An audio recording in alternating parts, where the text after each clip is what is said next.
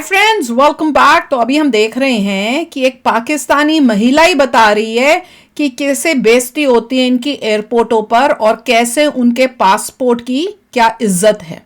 तो चलो वीडियो शुरू करते हैं। वीडियो शुरू करने से पहले अगर आप चैनल पर नए हो और आपने अभी तक सब्सक्राइब नहीं किया तो जल्दी से पहले सब्सक्राइब के बटन और बेल आइकन को क्लिक कर लो ताकि आपको हमारे सारे न्यू वीडियोस के नोटिफिकेशन मिल जाए जैसे हम अपलोड करें। अगर आपको वीडियो पसंद आता है प्लीज लाइक एंड शेयर। चलिए शुरू करते हैं। मेरी हो गई है फ्लाइट मिस और उनके जो सिक्योरिटी चेक्स थे ना, बोर्डिंग के टाइम पे जो डॉक्यूमेंट्स वगैरह आपके चेक करते हैं, उनकी वजह से हो गई है मेरी फ्लाइट मिस।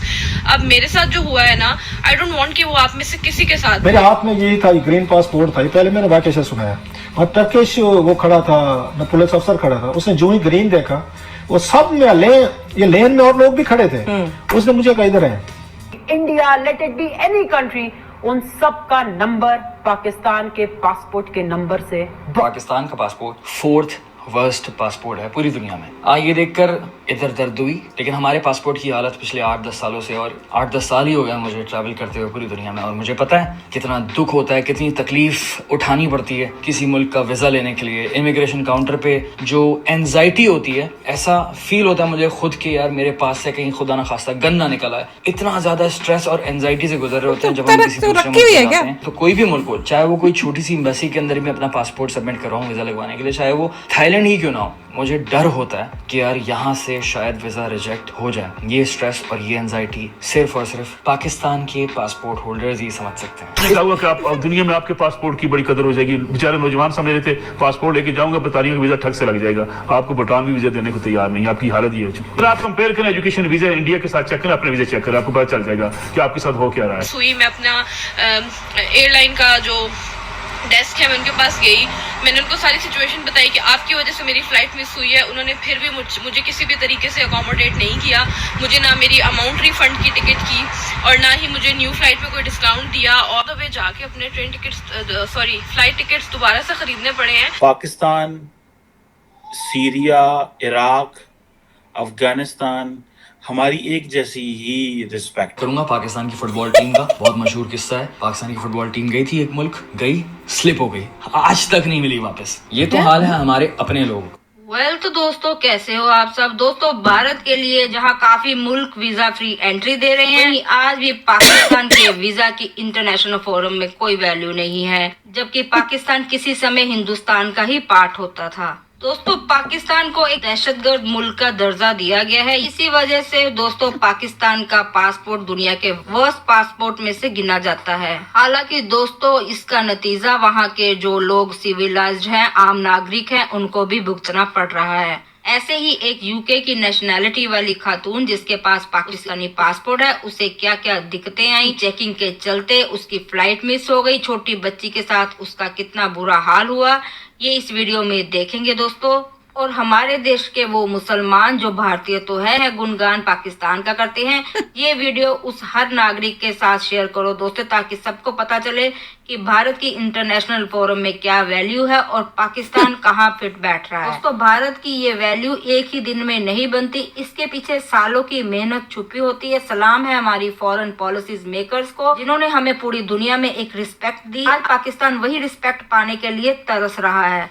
दोस्तों, अगर आप भी सच्चे भारतीय हैं तो मेरे चैनल को लाइक और सब्सक्राइब जरूर कर दें। जय हिंद दोस्तों।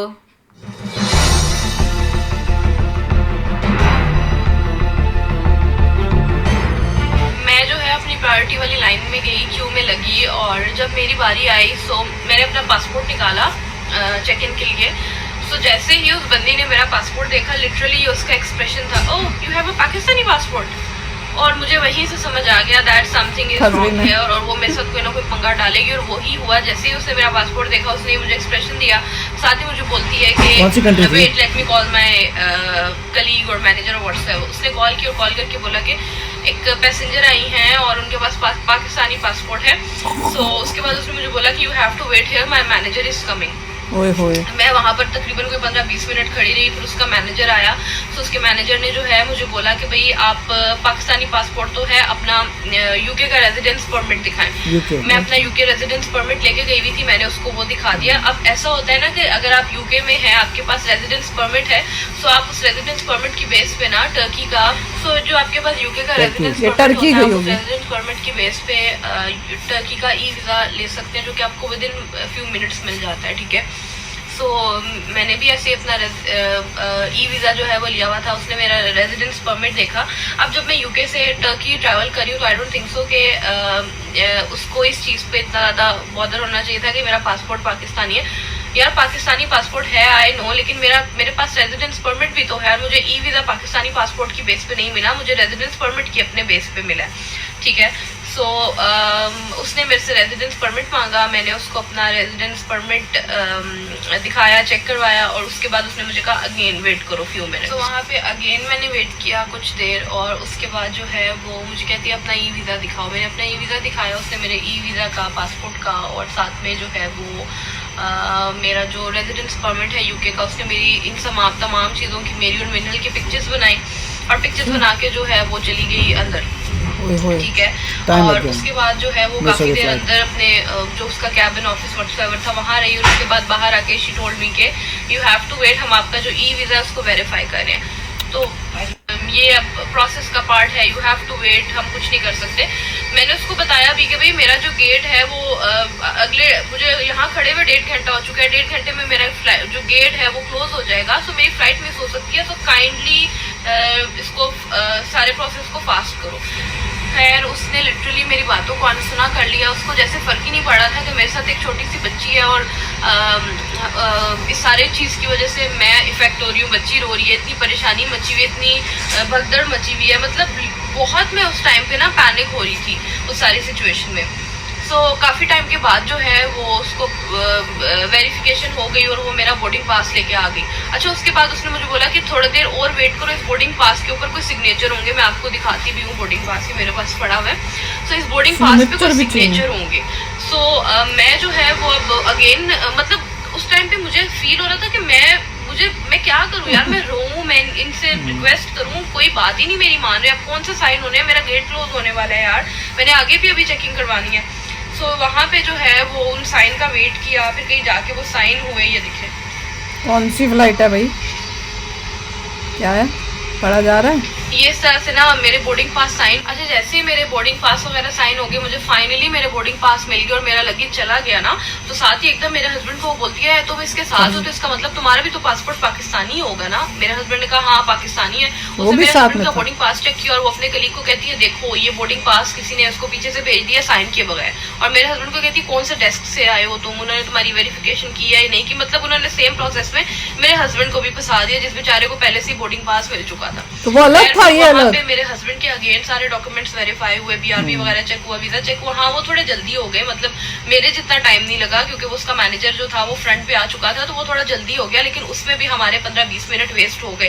फिर मेरे हस्बैंड का बोर्डिंग पास साइन हुआ और उसके बाद फाइनली उन्होंने हमें तीनों बोर्डिंग पासेस दिए और हम जो है वो भागे अपने फ्लाइट की तरफ। हम लोग अपने फ्लाइट की तरफ भागे, लेकिन अनफॉर्चुनेटली जो आपकी जो वो हैंड कैरियर वो सबकी चेकिंग होती है ना, उसमें भी हमारा काफ़ी टाइम लग गया।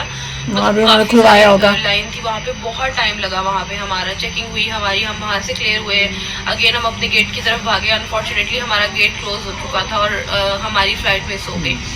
सो फ्लाइट मिस होने के बाद जब हम बाहर की तरफ आए, मैं विज़ एयर के डेस्क पे गई, मैंने उनको सारी सिचुएशन बताई कि देखिए मैं टाइम पे आ गई थी, आपने 3 घंटे पहले बुलाया था, मैं 3 घंटे पहले आ गई थी बोर्डिंग के लिए, सब किया, लेकिन आप लोगों की सर्विसेज की वजह से मेरी फ्लाइट मिस हुई है, तो now you need to accommodate me, आप लोग मुझे कोई नई फ्लाइट दें या रिफंड करें, कुछ भी करें। एयरलाइन बोलेगी हमारी गाइस लिटरली मैं वहाँ पर कोई आधा घंटा उनसे बहुत सॉफ्टली बात करती रही, बट उन्होंने मेरी कोई बात नहीं मानी और एंड में थोड़ा मुझे भी रूड होना पड़ा और वो भी मेरे से रूड हुए, और मेरे हस्बैंड ने यही कंक्लूजन निकाला कि छोड़ दो, अब इनसे बात करने का कोई फायदा नहीं। उन्होंने ना तो मुझे कोई रिफंड किया मेरी अमाउंट, ठीक है, ना ही जो है उन्होंने मुझे कोई नेक्स्ट फ्लाइट में कोई डिस्काउंट दिया, कुछ भी नहीं। इवन दो जो मैंने लगेज ऐड करवाया था ना एक्स्ट्रा पैसे देके, उन्होंने उस लगेज के भी मतलब मुझे या तो ना कि मुझे उन्होंने लगेज ऑफर कर दिया कि चले नेक्स्ट फ्लाइट के लिए आप लगेज फ्री ऑफ कॉस्ट लेके जा सकते हैं, वो भी उन्होंने मेरे साथ नहीं किया, और उन्होंने स्ट्रेट अवे बोल दिया कि यू हैव टू पे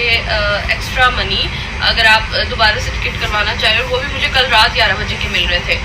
सो फिर उस टाइम पे बहुत ही हैवी हार्ट के साथ हमने उसको छोड़ा वहीं पे, और बस ये एज्यूम कर लिया कि जो हमारे टिकट्स थे तकरीबन आई थिंक थे 150 प्लस पाउंड्स में थे, वो हमारे वेस्ट हो चुके हैं और अब हमें न्यू टिकट्स खरीदने हैं। न्यू टिकट्स जब हम खरीदने बैठे तो वो हमें मिले हैं अभी 3 लोगों के, मतलब मेरे हस्बैंड का रिटर्न तो ऑब्वियसली वो उसी से रिटर्न होंगे, लेकिन वन वे 3 लोगों के टिकट्स हमें मिले हैं 325 पाउंड्स के लास्ट। बाप रे, शॉकिंग था। पर ये देखो, मुझे एक बात इसमें समझ नहीं आ रही, जब भी हम लोग जाते हैं हम तीनों इकट्ठे ही एक काउंटर पे जाते हैं और उससे सब कराते हैं, है ना? पर इनके केस में हम अलग अलग नहीं कराते, पर इनके केस में हस्बैंड कहीं और चला गया और ये बच्चे के साथ अलग करा रही हैं। ये थोड़ा अजीब सा मुझे सुनने में लगा। और खासकर जब आपके पास बच्चा है तो हस्बैंड साथ में होता है हेल्प करने के लिए, ये नहीं कि आप अलग अलग कर लो। लाइन में लगे होते हैं एज अ फैमिली, आप सीधा जाते हैं, देखिए 3 हाँ, हम तो हमेशा ही 3 लोग इकट्ठे गए हैं और वो तीनों को आप एक एक करके दे देते हो, और सारे बैग्स भी आपको चेक इन करने होते हैं तो आप सारे बैग्स भी इकट्ठे ही डलवाते हो कि हम तीनों के ये हैं। तो ये मुझे थोड़ा डिफरेंट लग रहा था। मैं कह रही थी काफी अजीब है, खासकर बच्चे के साथ लेडी जो है, हस्बैंड साथ में होना चाहिए, हस्बैंड कहीं और से करा रहा है, लेडी कहीं और से करा रही है। पर ग्रीन पासपोर्ट का फर्क है, ये तो सच्चाई है। जैसे ही आपका वो ग्रीन पासपोर्ट देखें और साथ में आपका ड्रेस देखते हैं, उनको होता है कि पहले इनकी ज्यादा चेकिंग हो। जैसे ये दिखा रहे हैं, अभी मेरे को फोटो देखी थी पाकिस्तान पासपोर्ट की, पहली बार मैंने देखी है। उसमें उन्होंने अपने देश में कोई चीज का एम्ब्लम नहीं बनाया।